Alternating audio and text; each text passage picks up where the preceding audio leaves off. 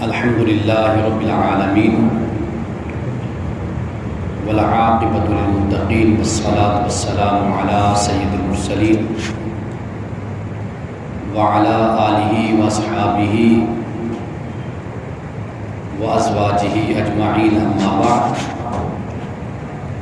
فاعوذ باللہ من الشیطان الرجیم بسم اللہ الرحمن الرحیم قال رسول اللہ صلی اللہ علیہ وسلم اذا دخل رمضان فتحت ابواب الجنۃ وغلقت ابواب جہنم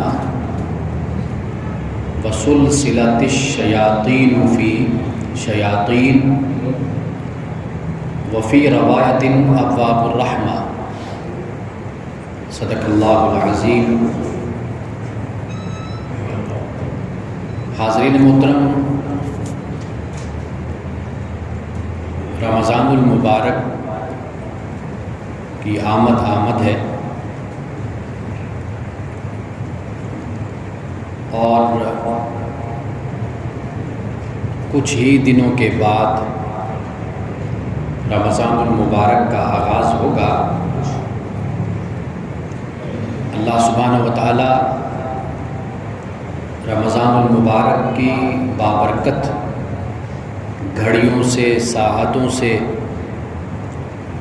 ہم سب کو فیضیاب ہونے کی توفیق عطا فرمائے۔ رسول اللہ صلی اللہ علیہ وسلم کی یہ سنت ہے اور بہت سے صحابہ سے یہ روایت ہے کہ جب بھی رمضان کا مہینہ قریب ہوتا اور شعبان کے آخری دن ہوتے تو رسول اللہ صلی اللہ علیہ وسلم صحابہ کی جماعت صحابہ کو اکٹھا کرتے اور رمضان المبارک کی فضیلت کو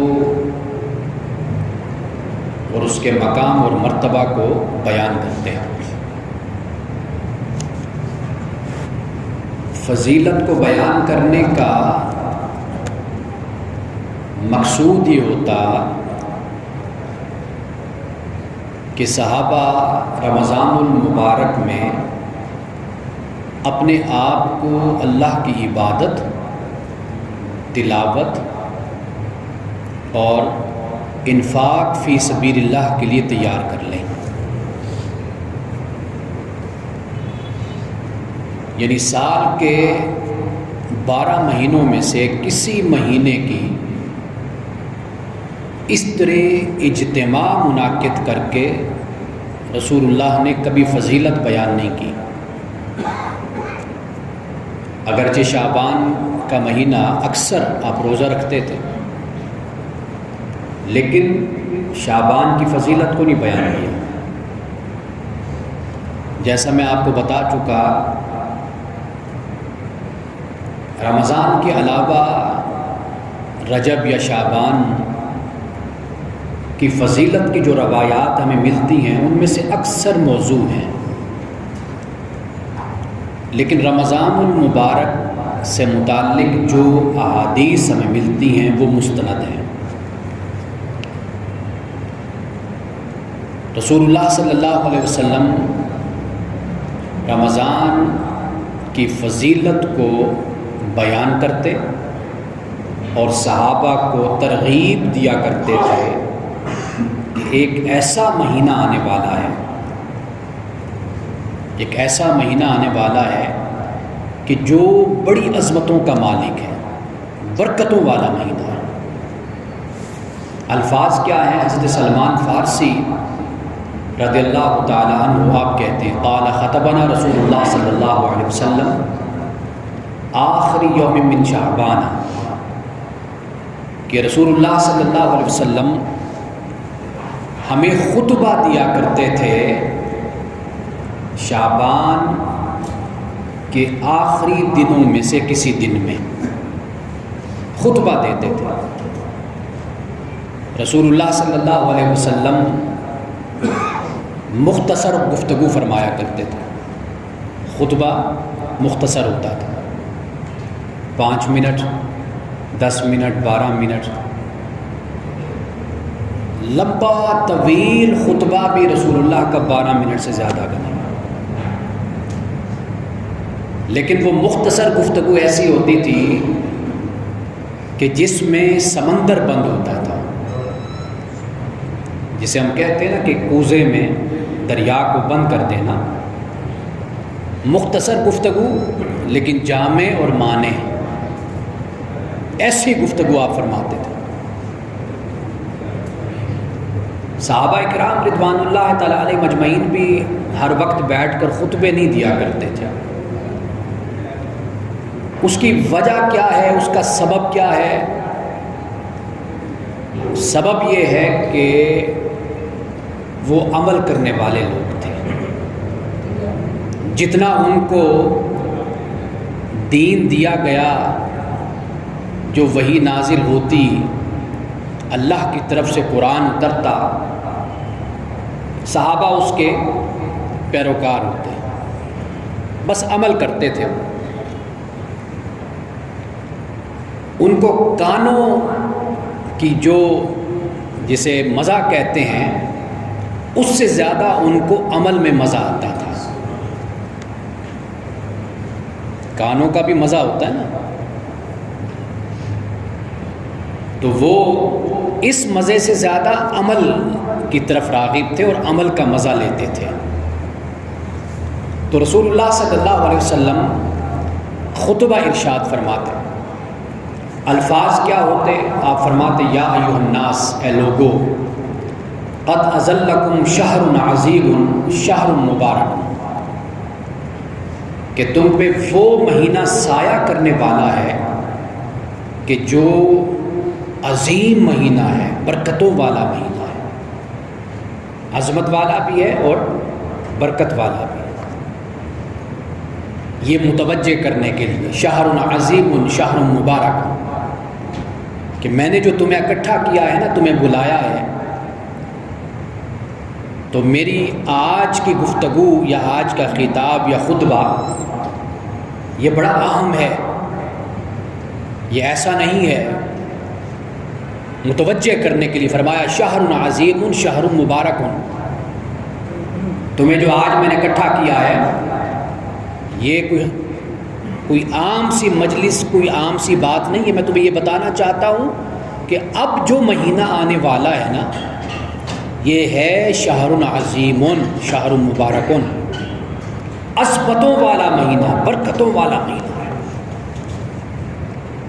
پھر رسول اللہ صلی اللہ علیہ وسلم رمضان کی فضیلت کو، اس کے مقام اور مرتبے کو بیان کرتے ہیں۔ حضرت سلمان فارسی رضی اللہ تعالی عنہ جو خطبہ روایت کرتے ہیں، اس میں تقریباً کوئی 9 نکات ہیں، 9 باتیں ہیں اس میں، جو رمضان کی فضیلت کے حوالے سے۔ پہلی بات یہ فرمائی فیہ لیلۃ خیر من الف شہر، کہ یہ رمضان کا وہ مہینہ ہے کہ جس مہینے میں ایک رات ایسی ہے کہ جو 1000 مہینوں سے بہتر ہے۔ یہ قرآن پاک کی آیت ہے نا، سورۃ القدر میں اللہ پاک نے یہ فرمایا نا، لیلۃ القدر خیر من الف شہر، کہ یہ شب قدر وہ ہے کہ جو 1000 مہینوں سے بہتر رات ہے، یہ 1000 مہینوں سے۔ اب 1000 مہینے جب ہم بناتے ہیں تو تقریباً کوئی 83 سال تو بن ہی جاتے ہیں، کم و بیش 83 سال۔ اب تو ہماری اتنی عمریں بھی نہیں ہیں نا، پاکستان میں 83 سال تو قسمت والے 83 85 یا 90 تک پہنچتے ہیں، بہت کم لوگ ہیں۔ یعنی جو شخص اس رات کو اللہ کی عبادت کرتا ہے، جاگتا ہے، رسول اللہ نے کیا فرمایا کہ من قام رمضان ایمانا و احتسابا غفر له ما تقدم من ذنبه، کہ جس نے رمضان کی راتوں میں قیام کیا ایمان کے جذبے سے اور محاسبے کے لیے، اکاؤنٹیبلٹی کے لیے، اپنا احتساب کرنے کے لیے، جس نے رمضان کی راتوں میں قیام کیا، ایک جگہ فرمایا کہ من صام، جس نے روزہ رکھا ایمان اور احتساب کے جذبے سے، فرمایا غفر له ما تقدم من ذنبی، بعد حدیث میں آتا ہے وہ ما تاخر، کہ اس کے اللہ سبحانہ و تعالیٰ نے گزشتہ گناہ بھی معاف کر دیے اور آنے والے گناہ بھی معاف کر دیے۔ یہ رمضان روزے کی حالت میں گزارنے کا اجر اور ثواب ہے،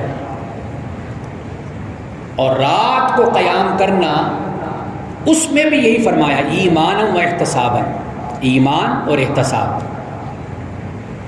ایمان اللہ کے لیے اور احتساب اپنی ذات کو تزکیہ کی دولت سے نوازنا، اپنا احتساب کرنا، اپنا تزکیہ کرنا، اپنی تطہیر کرنا، اپنی ذات کو پاک کرنا، اپنے ماضی پر نظر ڈالنا کہ مجھ سے کیا گناہ ہوئے، کیا نہیں ہوئے، میں نے کسی کا دل دکھایا، کسی کو اذیت پہنچائی، کیا جھوٹ بولا، کوئی منافقت کی، کوئی دھوکہ دیا، فریب کیا، اپنے ماضی پر نظر ڈالتا ہے، پھر اللہ سے معافی مانگتا ہے، احتساب کرتا ہے، اپنا اکاؤنٹیبلٹی۔ بزرگوں کا فرمانا تو یہ ہے کہ رات سونے سے پہلے اپنا احتساب کر لو، سونے سے پہلے احتساب کر لو، اپنے سارے دن کی جو سرگرمیاں ہیں، ایکٹیویٹیز ہیں، ان پر نظر ڈال لو، اور رب سے معافی مانگ کر رات کو سو۔ معلوم نہیں کہ سو تو پھر تم جاگو بھی نہیں۔ بہت سے لوگ، قرآن بیان کرتا ہے اس چیز کو، قرآن کہتا ہے کہ جب تم سوتے ہو نا، کئیوں کی روح تو رب واپس لوٹا دیتا ہے، یعنی وہ جاگ جاتے ہیں، کئیوں کی روح کو رب لٹاتا ہی نہیں ہے، وہ پھر اٹھ ہی نہیں پاتے۔ اس لیے نیند کو، موت کو بڑی نیند کہا جاتا ہے، اور نیند کو چھوٹی موت کہا جاتا ہے۔ نیند چھوٹی موت ہے اور موت بڑی نیند ہے، کہ جب آنکھ لگی تو بس لگ گئی پھر۔ یہ بزرگوں کی تعلیم ہے کہ رات سونے سے پہلے اپنا احتساب کر کے معافی مانگ کر سو۔ حدیث پاک میں رسول اللہ نے ہی فرمایا کہ جس نے قیام کیا، روزہ رکھا رمضان میں ایمان اور احتساب کے ساتھ، رب ذوالجلال نے اس کے اگلے اور پچھلے سب گناہ معاف کر دیے۔ یہ بوئت جاں فضا اس کو سنایا جو رمضان کی گھڑیوں کو اپنے لیے استعمال کرتا ہے، اپنا ہی بھلا کرنا ہے نا۔ خدا تو بے نیاز ہے۔ قرآن پاک اللہ کی صفت حمید کو بیان کرتا ہے نا، حمید۔ حمید کا مطلب ہی یہی ہے کہ وہ ذات اتنی خوبیوں کی مالک ہے کہ وہ سراپا خوبیاں ہیں، اتنی خوبیاں ہیں، وہ خود خوبصورت ہے، قابل تعریف ہے، کوئی کرے نہ کرے اس کو فرق کوئی نہیں پڑتا۔ ایک خوبصورت انسان ہوتا ہے نا، آپ اس کی تعریف نہ کریں اس کو کیا فرق پڑتا ہے، وہ تو ہے ہی خوبصورت۔ آپ اس کے قدردان نہیں بنے کہ کوئی اور قدردان بن جائے گا۔ ایک شخص صاحب علم ہے، آپ اس کی قدر نہیں کرتے تو نہ کریں۔ دنیا میں کتنے لوگ ہیں جو اس کی قدر کرنے والے۔ ایک مخلوق جن خوبیوں سے نوازا جاتا ہے، رب جس کو نوازتا ہے، وہ اپنی خوبیوں کے ساتھ بے نیاز ہو جاتا ہے۔ جس کے اندر خوبی موجود ہے اس کو تعریف سے کوئی غرض نہیں ہے۔ تو رب کی ذات تو حمید ہے، وہ تو اللہ الصمد ہے، بے نیاز ہے، اس کو کوئی حاجت نہیں ہے ہم جو بھی کرتے ہیں اپنے بھلے کے لیے کرتے ہیں، اپنے بھلے کے لیے کرتے ہیں. ہم مخلوق ہیں، ہم نہیں کریں گے ہم اپنا نقصان کریں گے. اس لیے کہ اس کی نعمتوں کو استعمال کرتے ہیں، اس کی عطا کردہ دنیاوی چیزوں کو استعمال کرتے ہیں، سب کچھ استعمال کرتے ہیں، پھر بھی اس کا اگر شکر ادا نہیں کرتے، اس کی خوبیوں کو بیان نہیں کرتے تو اس کا کوئی نقصان نہیں کرتے. تو رسول اللہ صلی اللہ علیہ وسلم نے فرمایا کہ رمضان میں ایک رات ایسی ہے جو 1000 مہینوں سے بہتر رات ہے. اگر ایک شخص 60 سال زندہ رہتا ہے، 70 سال رہتا ہے، زندہ رہتا ہے، 70 راتیں اس کی زندگی میں آئیں گی نا، شب قدر 70 راتیں آئیں گی. 70 راتوں میں آپ اندازہ کیجئے کہ کتنے 100 سال بن جاتے ہیں. اگر وہ شب قدر کو جاگتا ہے، اللہ کی عبادت کرتا ہے، 83 سال تو بن جاتے ہیں. چند مہینے اوپر نیچے آپ کر لیجئے، اگر 83 سال بھی بنتے ہیں تو اندازہ کیجئے کہ 70 سالوں میں اس کو ملٹیپلائی کیجئے کتنے سال بن جاتے ہیں. اتنا بڑا خدا کا کرم ہے امت محمدیہ پر، رسول اللہ کی امت پر. وہ جو اقبال نے کہا نا کہ ہم تو مائل بے کرم ہیں، کوئی سائل ہی نہیں، راہ دکھلائیں کسے، کوئی راہ رب منزل ہی نہیں. کہ رب تو پکارتا ہے کہ ہم تو مائل بے کرم ہیں، ہم تو تمہیں دینا چاہتے ہیں، عطا کرنا چاہتے ہیں، یہاں تو مانگنے والا ہی کوئی نہیں ہے. راہ کس کو دکھائیں، راہ کی طلب ہی کوئی نہیں رکھتا، شوق ہی کوئی نہیں رکھتا. رب کی رحمت تو پکارتی ہے انسان. یہ رب کی عنایت ہے. رب فرماتا ہے کہ شب قدر میں میں نے قرآن کو نازل کیا، شروع کیا. اس رات میں اگر تم جاگو گے، عبادت کرو گے، اللہ کو یاد کرو گے تو رب ذوالجلال تمہیں ایک رات میں 83 سال کا ثواب عطا کرے گا. اتنا اس کا مقام اور مرتبہ ہے. اب اس سے آگے رسول اللہ نے فرمایا کہ جعل اللہ صیامہ فریضۃ، یہ وہ مہینہ ہے کہ جس میں اللہ نے روزوں کو فرض کر دیا ہے. روزے فرض ہو گئے. سورۃ البقرہ میں اللہ نے فرمایا ایمان والو تم پر روزے فرض کیے گئے جیسے تم سے پہلے لوگوں پر فرض کیے گئے. کیوں فرض کیے گئے؟ لعلکم تتقون، تاکہ تم متقی بن جاؤ، تمہارا رب سے تعلق جڑ جائے، مضبوط اور مستحکم تعلق تمہارا رب سے قائم ہو جائے، کمزور تعلق نہیں ہے. تم وہ مجنو نہ بنو جو چوری کھانے والا ہوتا ہے، تم وہ مجنو بنو جو خون دینے والا ہوتا ہے. تم رب کے وہ بندے بنو کہ جو رب کی نعمتوں سے صرف فیضیاب نہ ہونے والے ہوں، بلکہ اپنے رب سے والذین آمنوا اشد حبا للہ، کہ اپنے رب سے ٹوٹ کر محبت کرنے والے تم بن جاؤ. یہ ہے لعلکم تتقون. اور روزہ وہ عبادت ہے کہ جو فقط مسلمانوں پر فرض نہیں، حضرت آدم علیہ السلام سے لے کر تمام امتوں پر، تمام انبیاء کی امتوں پر روزے فرض تھے. تعداد کم و بیش تھی، زیادہ تھی، کم تھی، کسی پر 6 مہینے بھی تھے، کسی پر چند مہینے بھی تھے، لیکن ہمارے لیے ایک وقت مقرر کیا اور وہ ایک پورا مہینہ رمضان کا ہے. یہ روزے اللہ نے ہم پر فرض کر دیے. رسول اللہ نے فرمایا کہ یہ وہ مہینہ ہے کہ جس میں تم پر روزے فرض کیے گئے. آگے فرمایا وَقِيَامَ لَيْلِهِ تَطَوُّعًا مِّن تَقَرَّبَ فِيهِ بِخَصْلَةٍ مِّنَ الْخَيْرِ. فرمایا کہ جو شخص رمضان کی راتوں میں جاگتا ہے نا، عبادت کرتا، اللہ نے رمضان کی راتوں میں جاگنے کو باعث اجر اور باعث ثواب بنا دیا ہے. اور پھر اس کا ثواب کتنا ہے؟ فرمایا کان کمن ادا فریضۃ فیما سواہ ومن ادا فریضۃ فیہ کان کمن ادا 70 فریضۃ فیما سواہ. رسول اللہ نے فرمایا کہ رمضان میں جو شخص نفل پڑھتا ہے نا، نفل پڑھتا ہے، حضور نے فرمایا کہ رمضان میں نفل پڑھنے کا ثواب اتنا ہے جتنا غیر رمضان میں فرض پڑھنے کا ثواب ہے، فرض پڑھنے کا ثواب غیر رمضان میں۔ آپ نے 2 نفل پڑھے رمضان المبارک میں، آپ نے صبح کی نماز کی کتنی رکعتیں؟ 2 رکعتیں، فرض رکعتیں 2 ہیں۔ آپ نے رمضان میں 2 نفل پڑھے، اللہ پاک فرماتا ہے میرے بندے تو نے رمضان میں 2 نفل پڑھے ہیں، میں تجھے ان 2 نفلوں کا ثواب تمہیں ایک فرض نماز کے برابر عطا کروں گا۔ اور رمضان المبارک میں حضور نے فرمایا کہ جو فرض ادا کرتا ہے، جیسے آپ ظہر کی نماز پڑھتے ہیں، عصر کی پڑھتے ہیں، فرض نماز ادا کرتے ہیں، حضور نے فرمایا کہ جو فرض نماز ادا کرتا ہے اس کو غیر رمضان کے 70 فرضوں کے برابر ثواب عطا ہوگا، 70 فرضوں کے برابر۔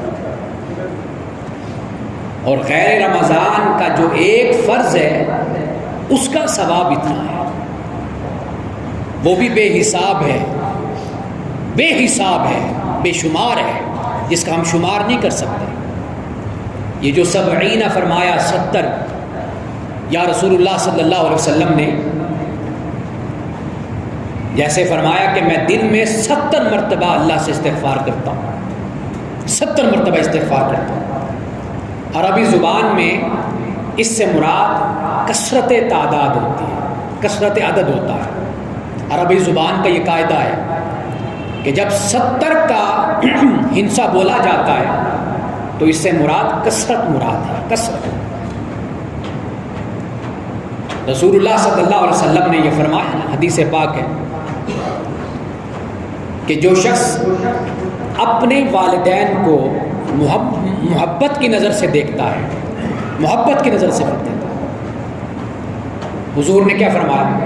فرمایا کہ رب ذوالجلال اس کو حج مبرور کا ثواب عطا کرتا ہے، حج مبرور کا۔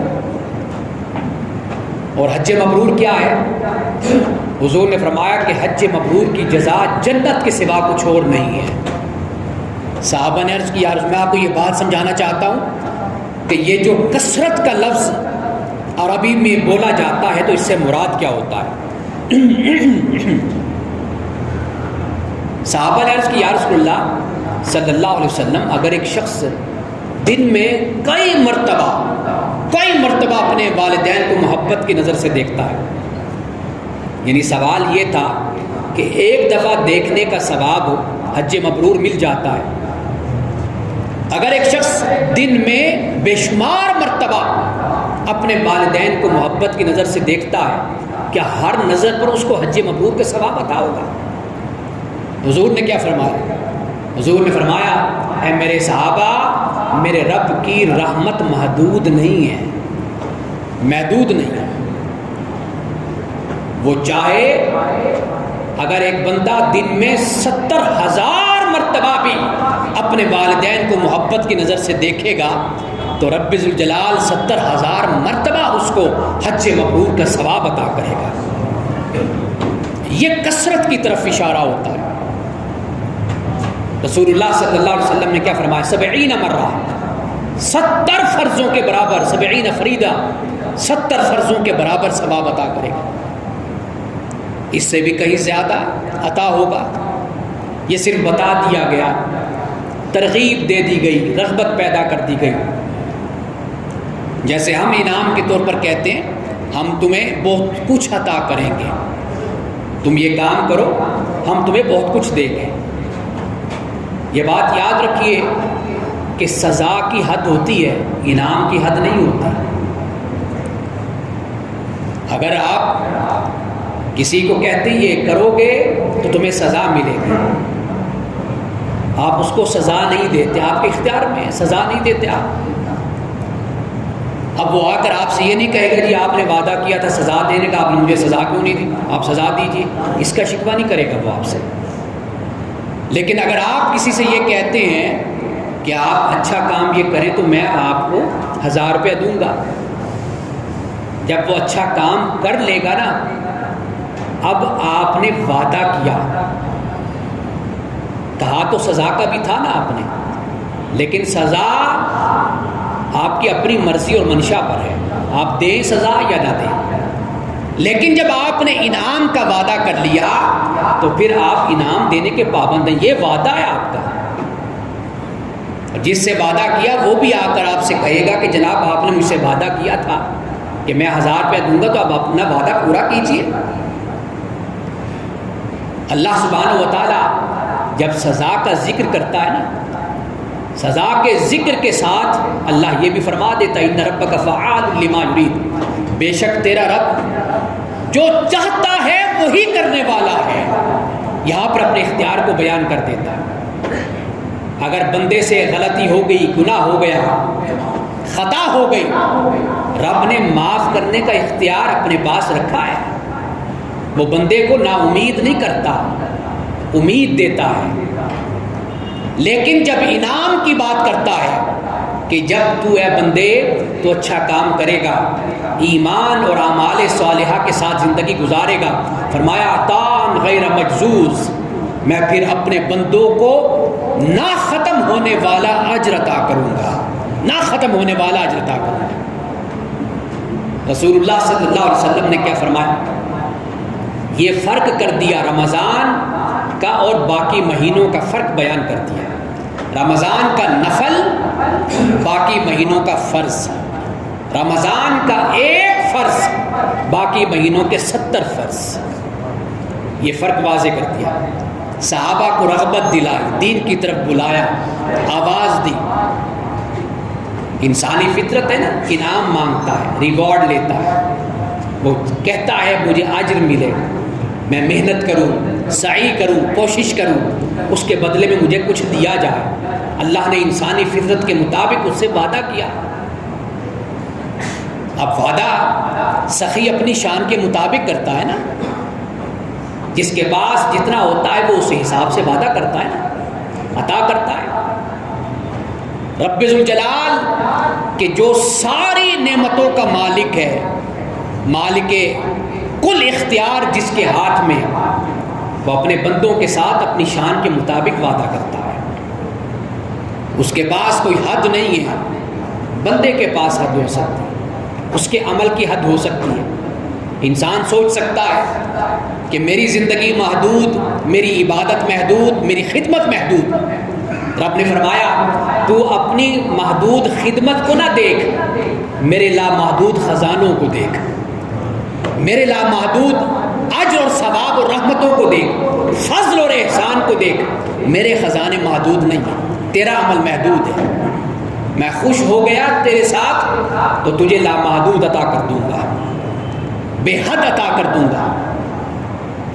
بزرگوں کے پاس ایک خاتون آتی ہے نا کہ وہ شہد لینا چاہتی ہے کہ مجھے شہد دیجیے.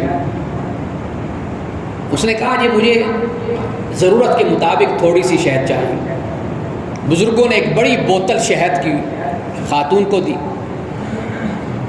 اس خاتون نے عرض کی کہ حضرت میں نے تو آپ سے اپنی ضرورت کے مطابق بتایا کہ تھوڑی چاہیے مجھے.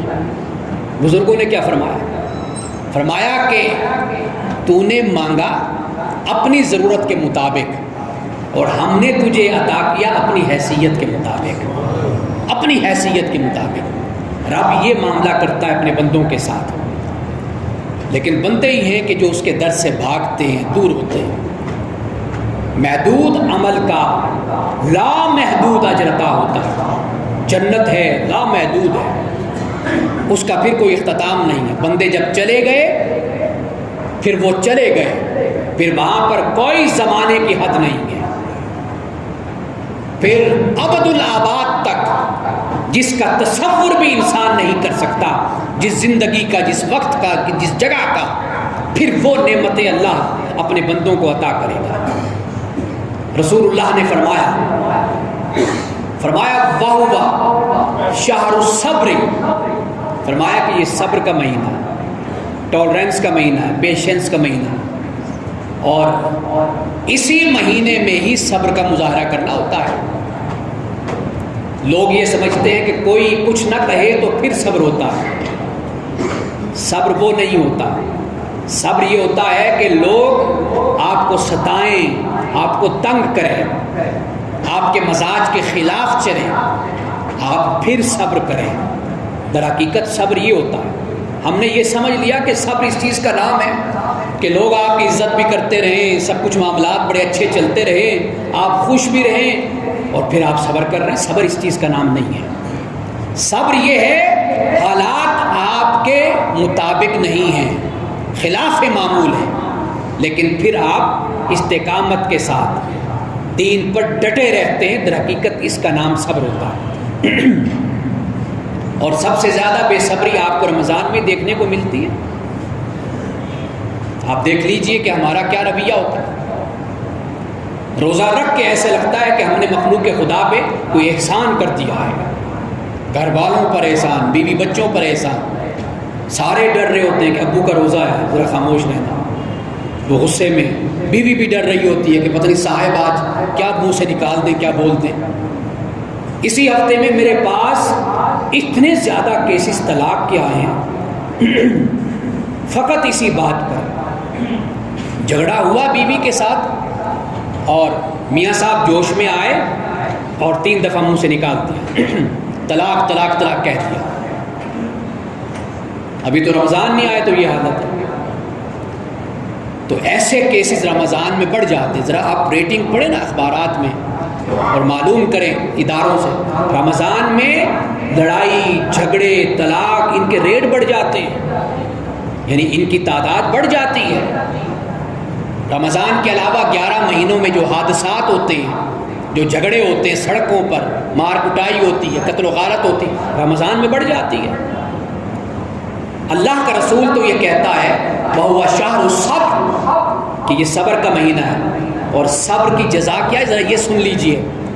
اگر صبر کی جزا ہمارے ذہنوں میں ہو تو ہم غصے کو پینے کو پسند کریں بجائے اس کے کہ غصے کو نکالیں۔ رسول اللہ نے کیا فرمایا؟ فرمایا وَالصَّبْرُ، اور صبر رمضان کے مہینے میں خاص طور پر فرمایا ثوابُهُ الجنہ، رمضان میں جو صبر کا مظاہرہ کرے گا، حضور نے فرمایا میرا وعدہ ہے میں اس کو کل جنت عطا کروں گا، اس کو جنت ملے گی۔ اب آپ مجھے بتائیے، اگر کوئی شخص بھی رمضان کے دنوں میں آپ کے مزاج کے خلاف کوئی بات کہے، یہ کوئی سودا کوئی نقصان کا سودا ہے؟ آپ جنت کو ذہن میں رکھیے۔ اور پھر وعدہ کس نے کیا کہ جس کو دشمنوں نے بھی صادق اور امین کہا، جس کے کردار کی گواہی ہر شخص نے دی، اپنا دشمن، جان کا دشمن، کہ جنہوں نے میرے مصطفیٰ کی جان لینے کی کوشش کی، آپ کو شہید کرنے کی کوشش کی، جب ان سے بھی پوچھا گیا ارے ظالموں تم محمد کے کردار میں کوئی خرابی دیکھتے ہو، وہ خدا کی قسم کہہ کر کہتے تھے، کھا کر کہتے تھے کہ مصطفیٰ کے کردار میں کوئی کمی نہیں ہے، یہ صادق اور امین ہے۔ اس کی زبان سے یہ جملہ نکلا ہے کہ جو خدا کی وحی کو بیان کرنے والی زبان ہے، وہ وعدہ کرتی ہے کہ رسول اللہ نے فرمایا کہ جو رمضان میں صبر کرے گا میں اس کو اس صبر کے مقابلے میں اس کو رب سے جنت دلواؤں گا۔ اتنا بڑا وعدہ ہے۔ تو جب بھی رمضان میں جھگڑا ہو یا جب بھی جھگڑا ہو جائے تو جنت کو ذرا ذہن میں رکھیے۔ رسول اللہ نے فرمایا کہ اگر کوئی شخص حق پر ہے، حق پر ہوتے ہوئے جھگڑے کو بڑھاتا نہیں ہے، جھگڑے کو لمبا نہیں کرتا، رسول اللہ نے فرمایا جو شخص جھگڑے کو حق پر ہونے کے باوجود لمبا نہیں کرتا، میں اس سے وعدہ کرتا ہوں کل قیامت کے دن جنت میں اپنی ہمسائیگی اس کو عطا کروں گا۔ یہ اللہ کے رسول کا وعدہ ہے۔ جھگڑوں کو ختم کیجئے، محبت پیدا کیجئے، ایک دوسرے کے ساتھ اتفاق اتحاد سے رہنا سیکھیے۔ رمضان کے مہینے کا یہ بھی ایک بڑا میسیج اور پیغام ہے ہمارے لیے۔ واخر دعوانا الحمدللہ۔